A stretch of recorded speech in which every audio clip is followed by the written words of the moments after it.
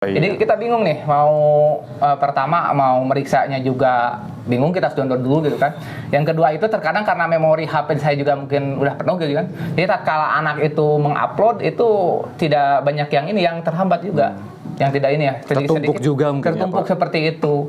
Ini jadi agak bingung juga seperti ini.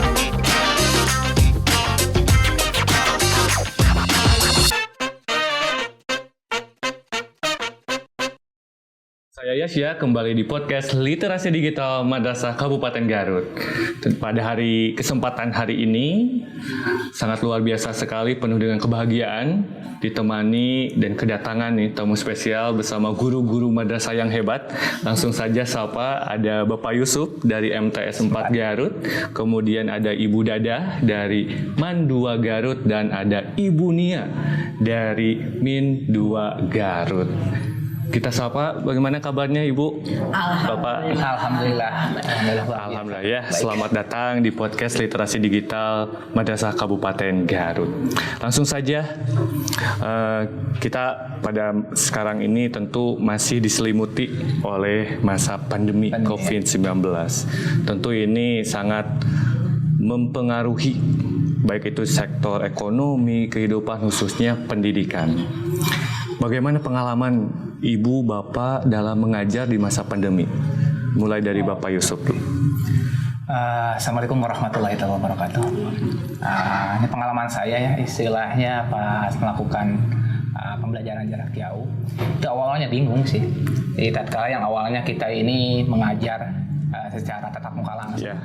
Pas karena pandemi itu harus melaksanakan kegiatan dengan mode daring. Betul. Nah, kita bingung nih gimana nih cara ngajarnya gitu kan, metode apa yang harus dilaksanakan gitu, yang kita buat. Nah, kita coba cari-cari ya di YouTube, kemudian kita cari lagi di Google. Nah, ini ada beberapa pilihan di sana yang memberikan. Ada yang saya teringat itu kalau misalkan mengajar jarak jauh itu yang teringat itu model pembelajaran seperti di UT, Universitas Terbuka. Itu kan menggunakan modul. Oh iya. Nah, mungkin yang saya di sana, itu menggunakan modul. Maka saya buatlah modul gitu kan. Diterapkan di sekolah itu, Pak? Iya, yang sistem modul gitu kan, bikin LKS lah, kecil gitu kan. Cuma saya cari lagi gitu kan. Kalau modul tetap kan itu kita harus minimal ada ketemu dengan siswa. Betul. Sedangkan di PJJ itu diusahakan itu kita ini tidak saling ketemu gitu kan. Kita cari lagi, maka terpikirlah seperti ada pengajaran model di ruang guru seperti itu. Itu menarik lihatnya, ada video, kemudian ada PowerPoint gitu kan yang ditampilkan. Cuman bingung juga ini gimana cara bikinnya gitu kan. Betul. Mulai seperti itu, wah ini bagus, tapi cuman saya nggak bingung ini gimana cara bikinnya itu. Wah ini saya belum bisa seperti itu. Kemudian saya ngobrol-ngobrol dengan teman, ini ngajar di masa pandemi itu harus menggunakan apa sebenarnya gitu kan. Ada teman, gini aja lah udahlah, kita istilahnya yang ramai sekarang itu menggunakan WA katanya. WA guru. Iya, betul. Oh gitu. Itu kan lebih istilahnya kita langsung lebih praktis gitu seperti itu. Kan anak itu semua punya gitu kan. Betul. Oh gitu iya, kita cobalah bikin grup gitu kan. Grup. Kalau saya kan ngajarnya IPA ya. Iya. Saya bikin grup IPA untuk kelas 8, kelas 9. Ya alhamdulillah itu bisa berjalan gitu kan dengan WAG grup seperti itu. Cuma ada kendala sih dalam WAG tersebut. Tatkala anak itu diberi tugas. Dikasih tugas, kemudian dia mengumpulkan tugas yang di-upload itu karena banyak itu jadi berserakan gitu kan. Oh, iya. Jadi kita bingung nih pertama mau meriksanya juga bingung, kita harus download dulu gitu kan. Yang kedua itu terkadang karena memori HP saya juga mungkin udah penuh gitu kan. Jadi tatkala anak itu mengupload itu tidak banyak yang terhambat juga. Yang tidak ini ya, tertumpuk juga mungkin tertumpuk ya, seperti itu. Ini jadi agak bingung juga seperti ini. Ya, itu kita ngobrol lagi kan teman gitu kan, kita cari-cari. Ternyata ada tuh kalau dulu itu di sekolah itu ada yang namanya itu e-learning madrasah gitu kan. Diluncurkan seperti itu. Oh ini mungkin menurut saya itu istilahnya satu sarana yang baru gitu kan. Betul. Nah, saya coba gitu kan dipraktekkan. Cuma ada sayang juga ternyata kalau untuk e-learning yang mungkin sesi awal gitu kan, itu anak itu yang bisa berpartisipasi itu cuma sedikit gitu kan. Kemudian ada keluhan juga tatkala dia itu mau mengupload dan sebagainya itu loading, banyak yang loading. Terlepas tadi mungkin ada shock begitu ya, dengan adanya pandemi, kemudian ada model dan metode pembelajaran yang baru. Kemudian tadi Bapak Yusuf menyampaikan bahwa di sekolah menerapkan dua media, WhatsApp Group dengan adanya learning. Dari dua media itu lebih efektif mana Pak untuk penerapannya? Kedua-duanya sih sebenarnya efektif. Cuman di sini kita dilihat dari informasi apa yang kita sampaikan. Kalau untuk hanya kita ini bertukar pendapat atau misalkan pemberitahuan, itu yang namanya WA itu lebih tepat sebenarnya. Cuman kalau kita ini berhubungan dengan pembelajaran, kalau untuk WA sendiri itu kurang efektif sebenarnya. Betul. Itu lebih cenderung saya juga menggunakan untuk tugas lain sebagainya itu kita larinya ke Google Classroom itu. Ya menggunakan itu. Kalau menurut Bapak nih, sangat menarik kan, kebanyakan sekarang bahkan guru madrasah dan guru-guru lainnya menggunakan WhatsApp sebagai media pembelajaran. Apakah WhatsApp Group itu disebut juga media pembelajaran Pak untuk pembelajaran? Itu sebenarnya bukan media pembelajaran ya, itu mah sarana misalkan begini. Kalau kebetulan waktu pas pertamanya kita diharuskan pandemi untuk ke PJJ itu kan alternatif yang terbaik itu WA WhatsApp gitu ya. Nah di situ kan ada PN-nya, apalagi kan untuk bahasa asing ya kan. Sebenarnya itu udah tepat juga kalau kita bisa ngomong lewat PN yang memperkenalkan gitu ya. Nah yang jadi masalah itu kan ada tata bahasa yang harus dijelaskan. Bukti konkret misalkan dijelaskan dengan gamblang pakai itu. Nah itu kita bingung juga loh gitu ya kan. Satu di sisi lain kemampuan orang tua dari segi kuota. Iya, kuota juga. Itu kan kita nggak bisa egois ya, anak harus kita bikin video, harus sebenarnya bikin video langsung ke WA juga. Tapi kan masalahnya kan di kuota gitu ya. Jadi nggak ada waktu-waktu tertentu kita membutuhkan video, ada waktu-waktu kita membutuhkan PR. Nah, pada saat beberapa bulan kemudian ada aplikasi yang harus kita isi yaitu di apa namanya? E-learning madrasah ya, diluncurkan oleh madrasah itu sendiri. Nah, itu juga ada kendala kan, aplikasi itu kan baru. Betul. Jadi kekuatan megabitnya itu besar. Besar begitu ya, memerlukan memori yang besar juga. Itu. Nah, itu juga. Nah, terus saat kita penguploadan video itu kan nggak muat, nggak mau ya. Ya, akhirnya kan kita balik lagi. Kan dimana kan kita perlu penjelasan kan. Kalau saya waktu itu kan bikin video misalkan menjelaskan materi tentang tata bahasa ya. Misalkan kita bikin penjelasan lewat kertas, terus kita sambil menjelaskan di video ya kan. Nah saat memasukkan keyline itu kan nggak semudah kita yang pikirkan. Bisa dari misalkan kita ngupload dari jam 3 sore, jam 3 malam itu masih loading ya. Iya, betul. Terlepas kelebihan dan kekurangan baik itu media pembelajaran yang diterapkan di pandemi ini, apakah tercapai tujuan dari konteks pembelajarannya? Sebenarnya kalau tujuan tercapai tidaknya, kalau menurut saya sih tidak. Gimana juga beda belajar secara langsung sama melalui media. Kadang sebenarnya kalau menurut saya ya, untuk kalau online itu kita membuat penjelasan lewat video itu ada keunggulannya. Kalau menerangkan di kelas, paham si anak, setelah ke rumah capek, lupa. Betul. Kalau di video kan bisa, sebenarnya si anak bisa diputar lagi ya kan, pelajari lebih lanjut lagi ya Bu. Nah masalahnya kan anak-anak sekarang kan kalau untuk pembelajaran itu alasannya nggak punya kuota. Betul sekali. Beda kalau untuk game ya Bu. Beda. Betul sekali Pak, sekarang gitu. anak-anak lebih sukanya game ya. Game. Kok udah dapat kuota di pemerintah tapi dipakainya buat game. Ini kaitannya sangat menarik nih dengan jenjang MI.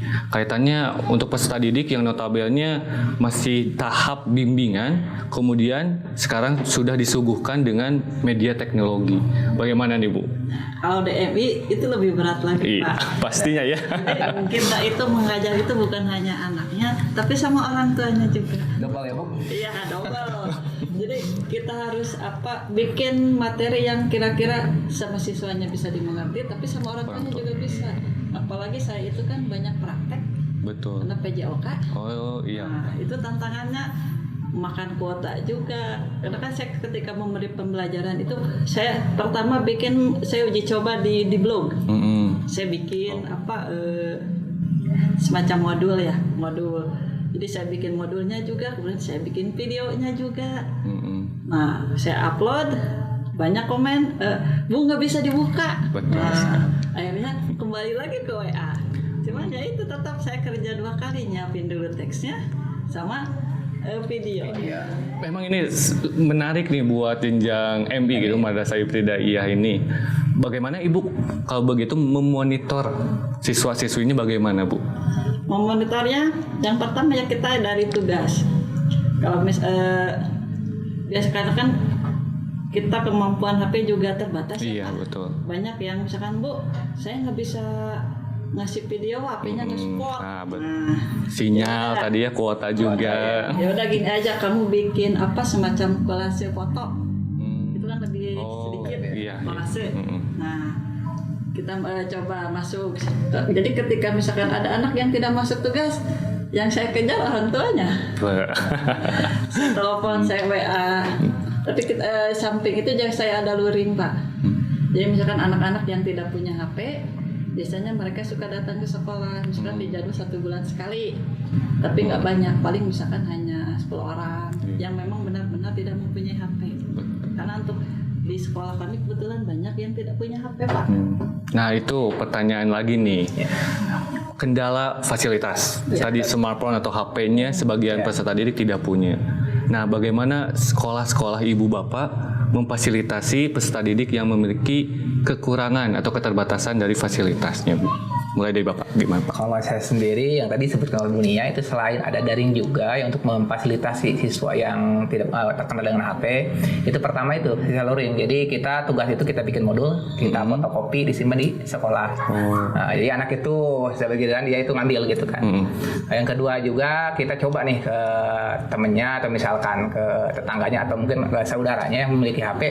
Coba untuk pas pembelajaran kan itu jadwal ya, ada jadwalnya pas luring, pas daring itu, ya itu coba pinjam dulu gitu kan. Nah, kalaupun enggak, cobalah ikutlah gitu istilahnya kan, ikut nebeng gitu kan, supaya pembelajaran itu bisa berlangsung. Seperti itu. Itu yang kami terapkan. Kalau dari Ibu? Kalau saya sendiri kan emang kalau jadwal pembelajaran dari jam sekian. Untuk saya pribadi itu dibebasin aja. Misalkan kalau kan ada satu keluarga HP-nya gantian. Nah, silakan kalian lihat video kapanpun kalian sempat, dan silakan juga kalian kerjakan tugasnya, tidak mengikat waktu. Saya nggak jadi dilosin setiap tugasnya itu gitu. Jadi nggak anak misalkan harus selesai jam sekian, nggak gitu. Berarti fleksibel ya Bu ya. Betul. Waktu pertama daring itu saya biasanya kita kerja itu kan sampai jam 3. Waktu daring itu sampai jam 12, kadang jam 2 malam. Saya masih melayani siswa saya. Wah, hebat sekali. Kadang ada orang tuanya baru pulang, baru dia pegang HP. Betul. Dari Ibu Nia gimana Bu? Ya itu yang tadi yang ada luring. Sama saya juga bikin modul. Pertama bikin modul, kemudian yang tidak punya HP akhirnya ya kembali lagi praktek di sekolah.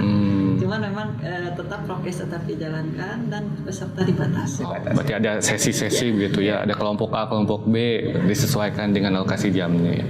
Ini selama pembelajaran masa pandemi menarik nih. Saya sering keluar ketemu nih anak-anak sekolah.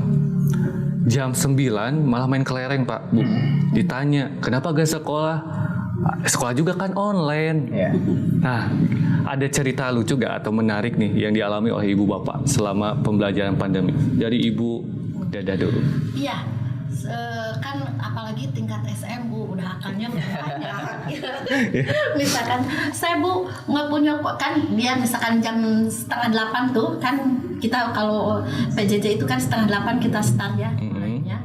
Kebetulan kan misalkan kalau saya jam yang pertama yang tantangan besar itu 7:30 itu kan kadang anak pada tidur masih belum mau buka HP. Akhirnya gimana ya caranya ya supaya pembelajaran saya diperhatikan gitu. Jadi besok 1 hari sebelum itu saya udah bikin janji sama anak-anak. Tolong jam sekian pelajaran Ibu harus harus stay ya di HP saya. Bikin kontrak dulu begitu. Harus stay soalnya ibu udah HP ibu udah dipegang sama ibu loh, saya bilang gitu ya. Jadi saya absen dulu, misalkan absennya bukan suruh nulis anak absen begini enggak. Saya diiniin di PN, ayo PN. Hadir gitu ya Bu. Bu saya hadir gitu. Nah asalnya pertama mah kalau disuruh ngabsen, suruh bikin hadir semua. Pas dilihat, dicek itunya ya, bekas kan ada di WhatsApp itu kan ada jejak, ada riwayatnya ya. Lah kok sekarang udah terakhir jam sekian ya gitu, gitu. Jadi kata saya kan, Nah yang kedua ketahuannya itu pas seperti tadi ada ruring, HP si anak itu dipegang-pegang. Nggak kemana dipegang gini-giniin. Pas saya meleng buka HP gitu. Saya bilang itu saat kita belajar online katanya nggak punya kuota, katanya nggak punya HP. Padahal ibu apa? Kamu alasannya begitu. Sekarang pas saatnya kita tatap muka HP itu dipegang-pegang nggak mau lepas. Saat kita daring malah dicuel gitu ya Bu ya. Gitu. Kalau dari Pak Yusuf gimana Pak di sekolahnya? Yang lucu itu biasa ini dalam pengumpulan tugas. Kadang kan kalau di WA kan anak itu kan langsung di set fotonya itu kan. Nah itu kan mungkin ada beberapa anak yang misalkan mungkin belum set atau mungkin malas. Jadi mengesot foto yang punya temennya gitu kan. Kalau di sana udah ada di sana nama dan sebagainya kan. Kirain mungkin istilahnya guru nggak baca gitu kan. Pasti lihat ini namanya si Anu ya, dan tugasnya ini si Anu. Sama itu gitu yang jadi lucu gitu kan. Oh berarti anak-anak nggak ini gitu kan mengerjakan, cuma copy ngambil dari orang lain gitu. Itu yang lucunya di sana sih. Sebenarnya. Ada tindak lanjutnya dari Bapak Pak? Ada, ya anaknya tersebut kita coba di WA secara pribadi saja gitu kan, diingatkan bahwa ini nggak boleh gitu kan. Sok itu kan ada kalau memang nggak sekarang waktunya misalkan mengumpulkan tugas kan itu diberi waktu tengah, sok ikan lagi diperbaiki lagi. Nah, yang seperti itu. Itu yang lucu seperti itu. Dari Ibu Nia nih jenjang MI, apalagi nih ya anak-anaknya sukanya main gitu. Kalau saya dulu itu kan pernah ngasih materi ceritanya renang. Padahal saya hanya ngasih materi aja. Dengarkan ini loh tekniknya seperti ini. Ternyata mereka inisiatif mempraktekkan di kolam. Mantap ya. Coba along. Di video atau di foto itu Bu? Di video kan makanya kalau story itu kan pakai video. Ibu ini tugas saya. Pas saya lihat kenapa dipraktekin di bawah. Kalau praktek olahraga lain dipraktekkan juga sama anak-anaknya Bu? Sama kan sebelumnya saya bikin dulu video contohnya, contoh gerakannya. Kalau misalkan kita pakai alat, ya saya akhirnya modifikasi Pak. Kalau misalkan harus pakai bola poli, saya ganti dengan bola karet. Gitu aja. Jadi atau bola plastik yang kira-kira yang bisa anak temukan. Jadi biar nggak usah beli. Iya. Terlepas itu berarti kita juga harus mampu membimbing meskipun secara daring ya Bu ya. Berarti selama pandemi ini sudah terhitung mulai jalan 2 tahun mungkin ya, 2 tahun ya. Bahkan sekarang meskipun sudah mulai pembelajaran tatap muka masih terbatas. Apa tantangannya yang dirasakan oleh Ibu Bapak selama pembelajaran di masa pandemi ini? Ibu Nia gimana nih Bu? Tantangannya yang pertama paling gitu ya. Pertama itu kemampuan orang tua menyerap materi kita. Kadang-kadang kita pengen misalkan gerakan contoh pelajaran saya aja. Saya sebenarnya pengennya gerakan seperti ini. Cuman orang tua menafsirkan apa, jadi anak gitu. Mengajarkannya agak melenceng sedikit, itu aja. Padahal saya udah ketika memberikan materi, saya udah semakin jelas di sana. Misalkan jarak ketika kamu menendang bola jaraknya harus 2 meter, tapi ada yang 1 meter, ada yang bervariasi. Iya, beda-beda penafsiran. Iya. Terus mereka kan juga bekerja Pak. Kadang-kadang mereka baru mengerjakan tugas itu di hari Minggu ketika orang tuanya libur. Jadi akhirnya kan kita ngelor. Iya. Jadi itulah. Tapi tentulah semangatnya ya Bu ya. Ibu Dadah gimana Bu? Tantangan yang dirasakan oleh Ibu? Tantangannya saya jadi setiap yang kita kasih ke anak tidak direspon dengan baik, saya suka mikir apa ya kesalahan saya ini gitu loh, sampai anak nggak suka materi saya gitu. Akhirnya saya misalkan kalau saya bikin janji sama anaknya gitu, nanti jam kamu kalau udah misalkan ayahnya sudah ada, telepon ke ibu ya, saya bilang gitu. Misalkan kalau ada kendala, ada masalah di materi ibu, kapanpun ibu siap menjelaskannya, nggak bakal marah, justru ibu bangga, ibu respect ke orang yang kayak begitu, seperti itu. Itu ya tantangannya itu seperti tadi, kalau misalkan kita udah susah payah bikin media, bikin apa, tapi respon dari anak-anaknya beda gitu ya. Nggak sesuai diharapkan, paling aktif beberapa orang gitu. Jadi kan kesayannya, apalagi ada tetangga yang suka dengar enak ya katanya, kalau guru katanya ya di rumah ya, tapi gajinya utuh, banyak gitu ya. Nah itu sebenarnya jadi beban ke sayanya, itu jadi sungguh jadi beban ke sayanya. Bahkan saya bilang, Bu, Pak, kata saya, untung waktu itu ada orang tua yang kerja di rumah, yang kerja di rumah, sempat ngomong begitu, Bapak dengar nggak kalau saya lagi rekaman bikin materi? Iya, ibu mah katanya nggak kayak orang, sama yang lain juga seperti saya, ada tanggung jawab, bukan masalah finansial, Bu, ini Pak, saya bilang ini tanggung jawab moral kita, ada Tuhan, saya bilang, ada anak, Bapak kan menitipkan ke sekolah saya itu dengan sepenuh hati, masa saya abaikan gitu kan? Saya juga kan nyekolahin ke sekolah orang itu, gurunya pengen dididik ya, jadi kita harus semampu saya, Pak, saya bilang, coba Bapak perhatikan saya rekaman video, kadang kan rekaman video itu, Pak, mas sekali jadi ya Pak ya Ibu, katanya Ibu diulang-ulang, katanya iya, kadang saya rekaman lupa nggak direkam, jadi balik lagi, kadang ada rekaman, ada suara kucing, saya balik lagi, itu Bapak orang tua siswa saya itu hafal betul gitu. Tuh, ternyata nih teman-teman, guru-guru madrasah ini memang hebat. Terlepas dari itu kendala, kekurangan di masa pandemi, tetapi mereka tetap mendedikasikannya melalui pengabdian untuk mengoptimalkan anak-anak nusa dan bangsa. Kalau Pak Yusuf gimana nih Pak tantangannya? Tantangannya itu pertama peningkatannya nih motivasi belajar dari anak itu sendiri gitu kan. Untuk belajar mandiri itu yang agak sulit gitu kan. Terkadang kita ini pas dari pembelajaran, anak itu awalnya hadir gitu kan. Pas akhirnya lolos nggak ada gitu kan. Pas dicek ini kemana nih anak gitu kan. Cuma awal gitu ya. Iya, awal hadir gitu kan, karena kita nggak ini gitu kan. Beda kalau kita Zoom meeting gitu seperti itu pakai Zoom gitu kan. Ini kalau kita WA gitu kan, ini itu nggak ada gitu kan, jadi bingung. Kemudian tantangannya dalam peningkatan ini juga sih, dalam peningkatan hasil belajarnya juga. Terkadang saya selama di pandemi ini memang agak sulit juga gitu kita untuk mencapai ini tujuan pembelajaran yang ideal itu, mengoptimalkan itu tantangan terbesar juga sih, yang memang harus kita pikirkan dan cari solusinya. Kalau kita pakai Zoom mulu kasihan, itu masalah kuota juga ya. Jadi kita harus harus ada banyak pertimbangan gitu. Betul, banyak pengorbanan, banyak pertimbangan gitu, nggak optimal pokoknya. Betul. Apa yang dirasakan orang tua, kita juga orang tua ya. Pasti merasakan kan, anak kita juga sama, berarti online. Ya saya lihat sehari-hari anak-anak aja, saat waktunya online, adek belajar nih online, cuek main game gitu ya, nah gitu. Yang banyak yang belajar ibunya ya. Apa bedanya sama anak siswa-siswa kita di rumah gitu. Apalagi kalau misalkan tidak ada perhatian sama orang tuanya ya, di loss gitu kan. Betul. Kalau begitu bagaimana Pak mengukur hasil belajar dari siswa ini Pak, di masa pandemi? Kalau mengukurnya kan, kalau untuk mata pelajaran tersendiri kan itu kan sudah ada yang namanya KKM ya, kedutasan minimal belajar. Itu kan bisa dilihat dari nilai siswanya itu sendiri gitu, dari ulangan harian, kemudian dari nilai akhir semester gitu kan. Nah itu yang jadi patokan untuk masalah nilai gitu kan.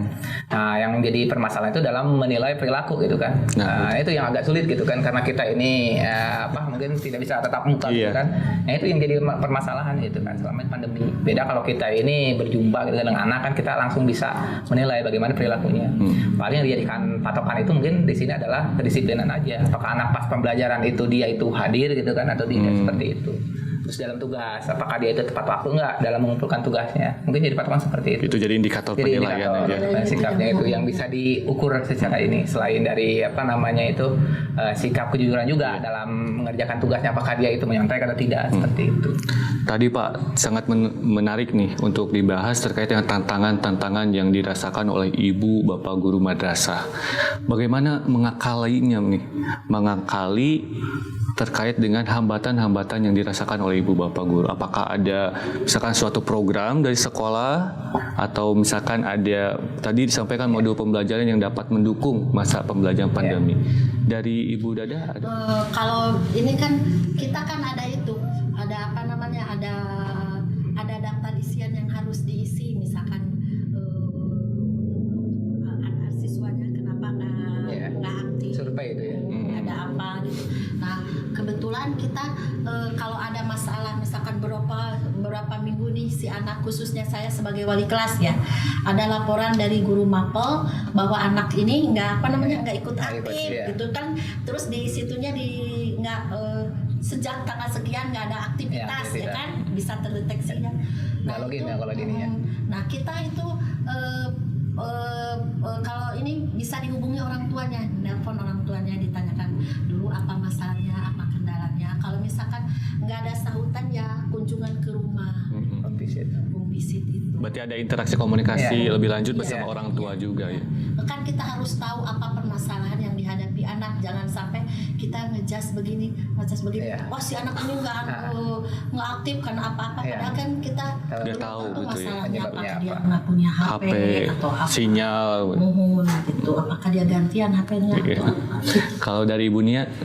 Kalau saya yang paling sharing Pak, apakah sharing dengan guru yang lain, dengan wali kelasnya, apakah memang pelajaran saya aja atau dengan yang lain juga. Betul. Berarti kan kalau dengan pelajaran saya berarti kan masalahnya di saya, kalau dengan guru yang lain berarti memang si anaknya ada apa. Nah baru nanti kita cari solusinya, apakah memang dengan kunjungan atau dipanggil ke sekolah. Biasanya itu kan biasanya kalau sudah dipanggil itu orang tua suka curhat. Betul. Jadi akhirnya kan kita tahu, oh berarti masalahnya ini. Oh ya udah, berarti akhirnya kita kasih solusi aja, kita bareng-bareng. Ibu enaknya gimana? Misalkan apakah seminggu sekali atau prakteknya di akhir. Ada yang bilang, Bu saya nanti setiap di akhir aja itunya. Jadi akhirnya nggak apa-apa. Yang penting ketika akhir semester semua tercapai, tugas masuk. Jadi ibu nggak berat, saya juga nggak berat. Jadi ada kenyamanan satu sama lain. Kalau dari Pak Yusuf gimana nih Pak? Kalau saya juga sebenarnya hampir mirip sebenarnya. Pertama kita harus tahu dulu perkaranya apa gitu kan. Itu biasanya saya tanya dulu kan ke teman-teman, ini sama nggak ya misalkan pembelian seperti ini, modal keahlian dan sebagainya. Ternyata misalkan sama itu. Ya kita ngobrol gitu, ini solusinya bagaimana nih pihak sekolah untuk menghadapi seperti ini. Nah kita ngobrol sehingga ditemukan suatu solusi, apakah dengan pemanggilan orang tuanya atau hanya cukup pemberitahuan melalui WA gitu kan, supaya anak tersebut istilahnya perhatian seperti itu. Dan pihak sekolah pun sebenarnya support sih tatkala ada anak misalkan terkendala dengan masalah misalkan tadi tidak punya HP, ya pihak sekolah juga menyediakan istilahnya dalam bentuk modul atau LKS yang anak bisa datang ke sekolah atau pinjam buku dan sebagainya terbuka, tapi ya tetap yang namanya protokol kesehatan itu dilaksanakan. Itu tentu, ya. Itu yang ini. Jadi tidak pertama tidak memberatkan untuk siswa sendiri gitu kan. Yang kedua itu adalah supaya istilahnya pembelajaran itu bisa berlangsung gitu. Satu sisi guru juga dapat menyampaikan materi dan peserta didik juga dapat menerima materi yang disampaikan gitu. Tentu ini pandemi ini sangat berdampak baik itu permasalahannya teknis tadi HP, kuota, kemudian situasi kondisi peserta didik yang dirasakan, tentunya ada harus kesiapan mental sampai psikologis baik itu guru-guru maupun peserta didik. Ini bagaimana ibu bapak guru madrasah dapat memberikan pelayanan secara optimal pendidikan kepada peserta didik di masa pandemi. Pak Yusuf gimana nih? Kalau untuk saya sendiri, pertama itu kita harus dulu meningkatkan kemampuan kita dulu gitu kan. Karena kita ini kalau untuk memberikan pelayanan, minimal kan kita itu harus pahami dulu ilmunya gitu kan. Iya. Pertama, saya itu istilahnya upgrade ya pengetahuannya. Apalagi kan kalau selama PJJ kan banyak menggunakan di sini adalah digital gitu kan, informasi digital itu kan. Nah itu kan setiap guru itu kan tidak semuanya bisa. Gitu. Nah saya terus update gitu kan. Apa yang kira-kira cocok, apabila yang kira-kira istilah bisa dilakukan. Nah itu yang kedua adalah ini juga apa namanya itu ya motivasi kita juga harus terus ditingkatkan gitu kan. Karena pandeminya yang memang lama gitu kan, terkadang motivasi kita juga, semangat kita ini jadi turun juga gitu. Betul kan. Sekarang apalagi anak-anak sudah mulai titik jenuh gitu ya. Itu kan solusi juga ini gimana nih? Yang pertama ya kitanya dulu semangat gitu kan. Kalau kita semangat ya mungkin insya Allah mungkin anak-anaknya juga nanti bisa dibangkitkan semangatnya. Itu yang saya lakukan gitu kan. Selain dengan kerjasama dengan teman, ngobrol gitu, sharing lah seperti itu. Kalau dari sudut pandang Ibu Nia bagaimana nih Bu? Kalau di saya itu yang sama dengan Bapak ya. Pertama kita cari media yang cocok.